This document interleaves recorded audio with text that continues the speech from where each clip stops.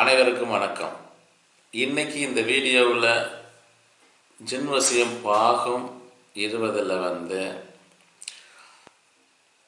உருமாறுதல் மற்றும் கடத்தல் கோட்பாடுகளை கொண்ட பறக்கும் திறனுடைய ஜின்களின் அரசனான மைமோன் அப்படிங்கிற ஒரு ஜின்னை பற்றி தெளிவாக நம்ம பார்க்கலாம். இதை எப்படி பிடிக்கலாம், இது என்னென்ன படையல்கள் வச்சு எப்படி அழைக்கலாம் அப்படிங்கிறத தெளிவாக பார்க்கலாம். இது என்னென்ன வேலைகள் செய்யும் அப்படிங்கிறதையும் இந்த வீடியோவில் நம்ம பார்க்க போகிறோம். இதை என்னென்ன வேலைகளுக்கு பயன்படுத்தி நம்மளுடைய எண்ணங்களை எப்படி அதில் நிவர்த்தி பண்ணலாம், நம்மளுடைய எண்ணங்களை நம்மளுடைய இலக்குகளை எப்படி அடையலாம் அப்படிங்கிறத தெளிவாக நம்ம இந்த வீடியோவில் நம்ம பார்க்கலாம். அடுத்து இந்த மைமோன்னு சொன்னதுமே உங்களுக்கு முன்னால் நானே ஒரு வீடியோ போட்டிருக்கிறேன். கடந்த வீடியோக்களில் மைமோன் அப்படின்னு போட்டிருக்கேன். அது நாக இனம் மைமோன், அது பெண் இனம், இது ஆண் இனம். அது நாக இனத்தோட சேர்ந்த மைமோன். அது மாதிரி மைமோன்னு நிறைய அதே ஒரே பேரில் நிறைய ஜின்னுகள் இருக்குது. உதாரணமாக நம்ம எடுத்துக்கிட்டோம்னா சித்தி மைமோன். அந்த சித்தி மைமோனுடைய சகோதரிங்கிறது லல்லா மைமோன். அதுக்கடுத்து பபா மைமோன். இப்படி மைமோன்கிற பேரில் நிறைய ஜின்னுகள் இருக்குது. சரி, அது இனி வரும் வீடியோக்களில் நம்ம தெளிவாக நம்ம பார்க்கலாம். சரி, இப்போ இந்த ஜின்களின் அரசனான இந்த மைமோன் பற்றி நம்ம பார்க்கலாம். இந்த மைமோனானது என்னென்னா, உங்களுக்கு அமானுஷ்யமான நடைமுறைகள் மற்றும் மாந்திரீகத்தோட நெருங்கிய தொடர்புடைய ஒரு ஆற்றலாகும். சரி, இதனுடைய பயன்பாடுகளை பற்றி பார்க்கலாம். வணிகம், நல்ல அதிர்ஷ்டம், செல்வம், செழிப்பு, மகிழ்ச்சி மற்றும் பணத்தோட தொடர்புடைய ஒரு ஆற்றல். இதனுடைய ஆதரவை நாடக்கூடியவங்களுக்கு தொழில் முன்னேற்றம், பதவி உயர்வு, நிதி வளங்கள், வெற்றிகள், நீண்ட ஆயுள் மற்றும் தடைகளை தாண்டி உயர்ந்த நிலையை கொடுக்கக்கூடிய ஒரு ஆற்றல் அப்படின்னு நம்ம இந்த ஆற்றலை பற்றி சொல்லலாம். மற்றும் அனைத்து வகையான தீய ஆவிகள், பில்லி சூனியங்கள் போன்ற எதிர்மறையான விஷயங்கள்லேருந்து ஒரு நல்ல பாதுகாப்பை கொடுக்கக்கூடிய ஒரு ஆற்றல்னு நம்ம சொல்லலாம். மற்றும் மாந்திரிக உதவிக்காகவும் இதனை அழைக்கலாம். மேலும் இதனுடைய உதவியால்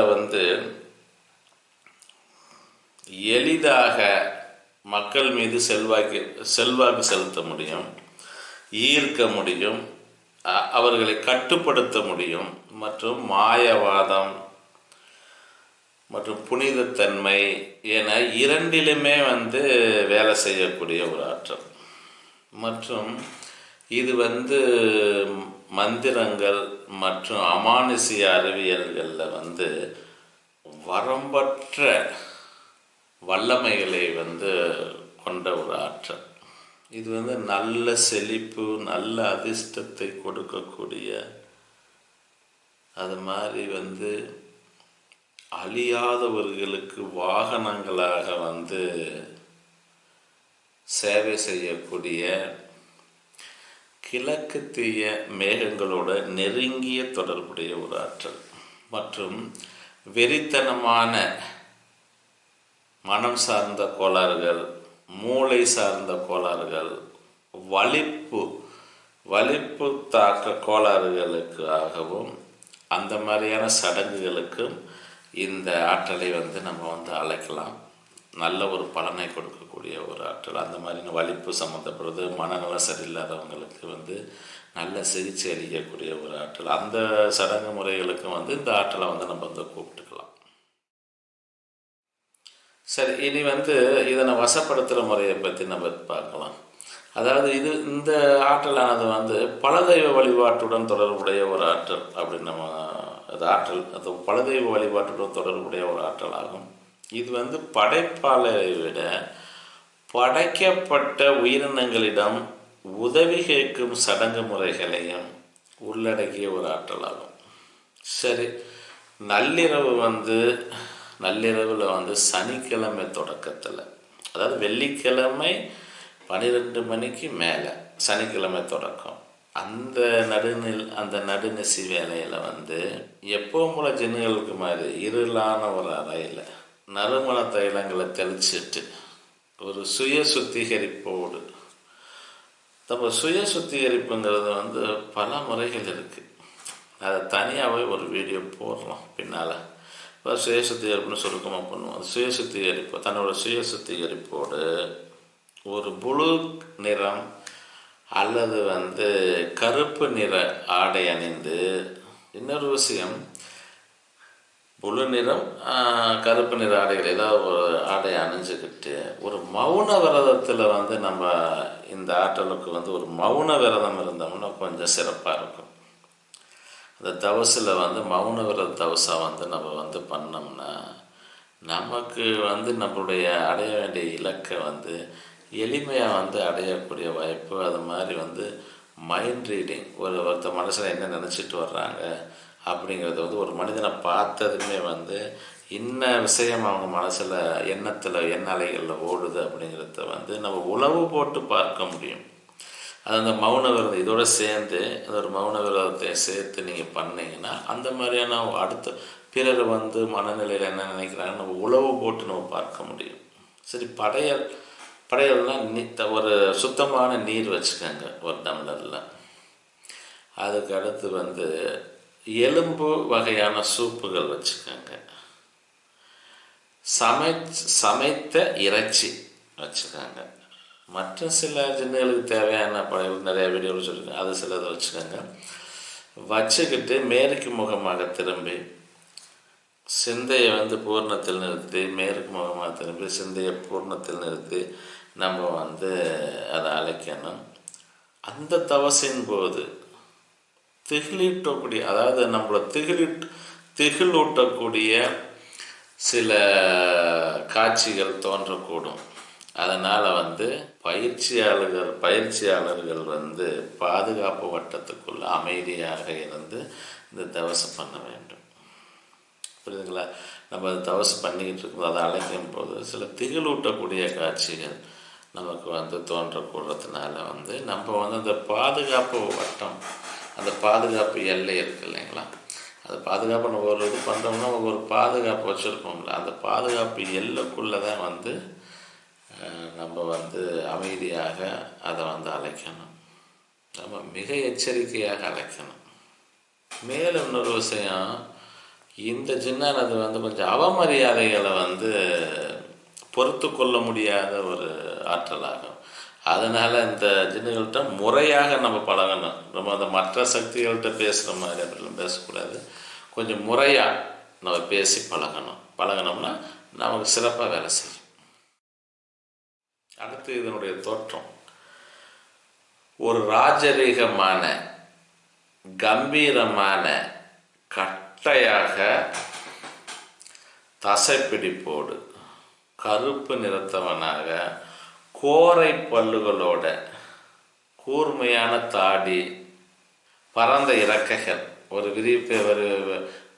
கொஞ்சம் பெரிய இறக்கையோட ஒரு பயங்கரமான ரூபமாக தோன்றும்.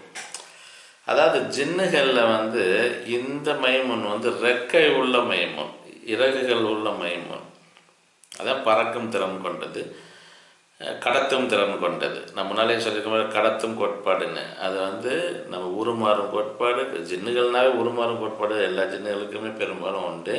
ஆனால் பறக்கும் திறன்கிறது எல்லா ஜின்னுகளுக்கும் கிடையாது. ஆனால் வந்து ரெக்கை உள்ள ஜின்னு இந்த ஒரு ஜின்னு வந்து ரெக்கை உள்ள ஜின்னு. மற்றும் சில சமயங்களில் வந்து கொம்புகளோட வந்து தோன்றது கூட வாய்ப்பு இருக்குது.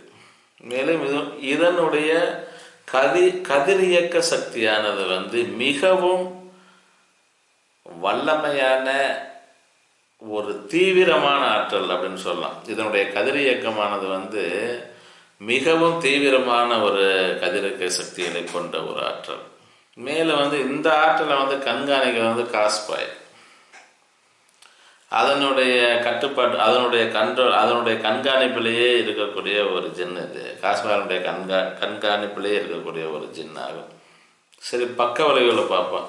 பக்க விளைவுனா ஒரு 2 விளைவுகளை வந்து நம்ம அதிகமாக சொல்லலாம்.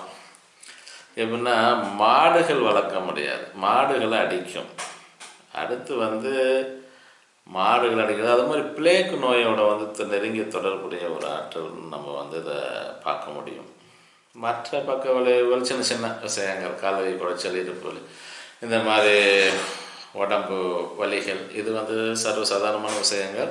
இந்த மெயின் வந்து மாடுகள் அடிக்கிறது. அதுக்கடுத்து வந்து பிளேக் நோயோட தொடர்புடையது. இன்றைக்கி பிளேக் நோய்க்கெல்லாம் வந்து நிறைய மருத்துவங்கள் இருக்குது, அதனால் ஒன்றும் பயப்பட தேவையில்லை.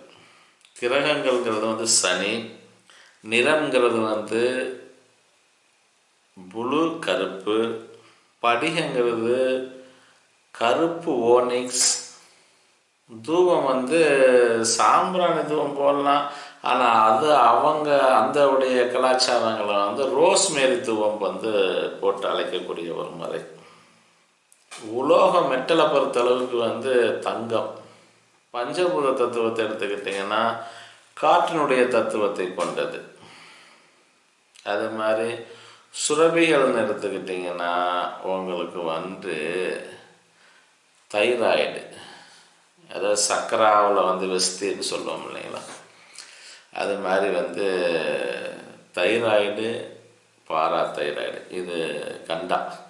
இதில் தான் வந்து நமக்கு வந்து இதனுடைய சுரபி, இந்த ஆற்றனுடைய சுரபி.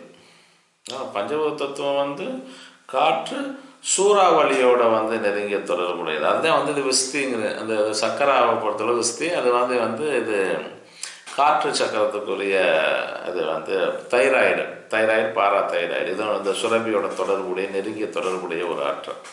சரி, இந்த ஆற்றலை பற்றி ஓரளவுக்கு நான் வந்து பார்வையாளருக்கு தெளிவுபடுத்தியிருக்கிறேன் அப்படின்னு நம்புகிறேன். மேலும் பார்வையாளர்களுக்கு வந்து சந்தேகங்கள் இருந்தால் என்னை வந்து உள்நாட்டவர்கள் ஃபோன்லையும் நேரடியாகவும் சந்தித்து உங்களுடைய ஐயங்களை தீர்த்து கொள்ளலாம். வெளிநாட்டவர்களாக இருந்தால் இப்போ வாட்ஸ்அப்பில் வந்து உங்களுடைய ஐயங்களை வந்து வாட்ஸ்அப் மெசேஜ் அண்ட் வாட்ஸ்அப் காலில் பேசி உங்களுடைய ஐயங்களை வந்து தீர்த்துக்கலாம்.